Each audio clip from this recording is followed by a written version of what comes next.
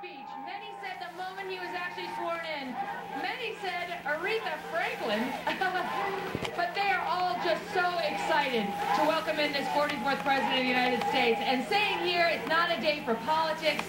It is a day for patriots. And that's the feeling you get here on the Mall. Megan, I'd stand by, because I want to get back to you. We're just continuing to look at this picture that you're seeing there on the right-hand side of the screen. That is President Obama. It's going to take some getting used to call him President Obama, not President-elect.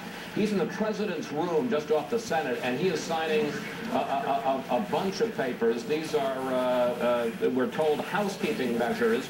For instance, when he nominated somebody to be Secretary of State, it didn't matter as President-elect. He's got to do it formally as President, so he's signing a number of those measures. Let's listen in and see if he's saying anything.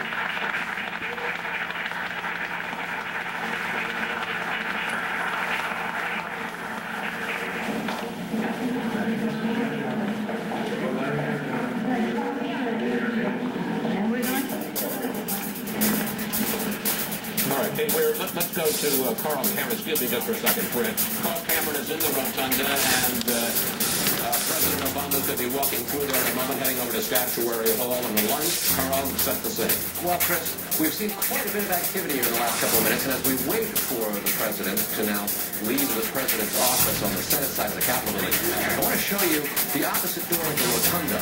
We see before us John McCain, as well as in the aqua blue jacket, Cindy McCain.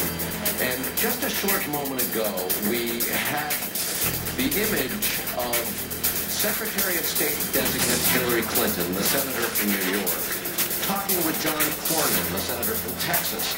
Significant in that Senator Cornyn has prevented Mrs. Clinton's nomination to Secretary of State to go forward without a roll call vote. In fact, her back is now turned to us.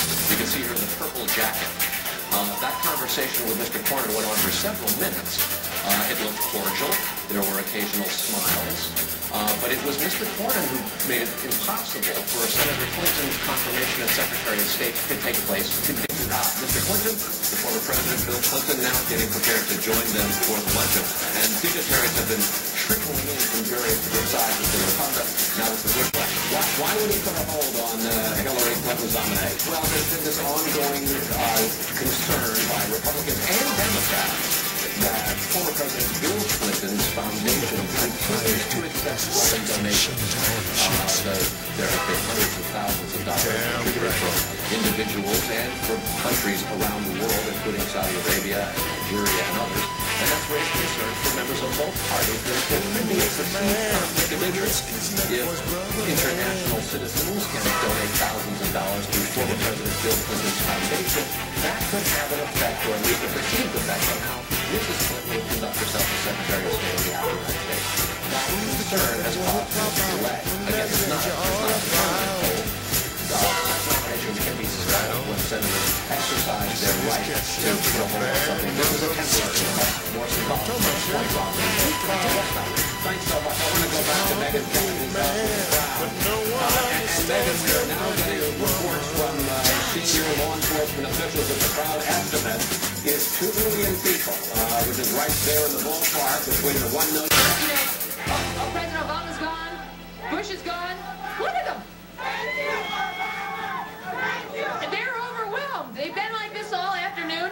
The enthusiasm is palpable. There's really no stopping the freight train that are Obama supporters here today. And I have to tell you, Chris, all week long, my morning co-host Bill Hemmer and I have been having an argument. Would you come out to the mall just to observe the event if you couldn't have a first-hand view of the actual swearing in? I said, no way. Who wants to deal with the crowd, the cold? He said, oh, you got to do it just for the experience.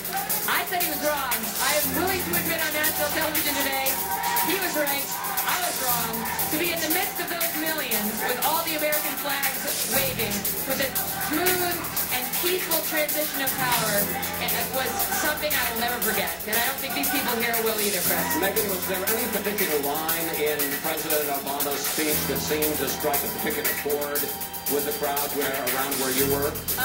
The references are patriotism, but that one particular line when we talked about not compromising our values to protect our safety got a big reaction from this crowd. And I will say, I asked these folks how they felt about the Chief Justice floating the oath a little bit, which for me, as somebody who covered the Supreme Court,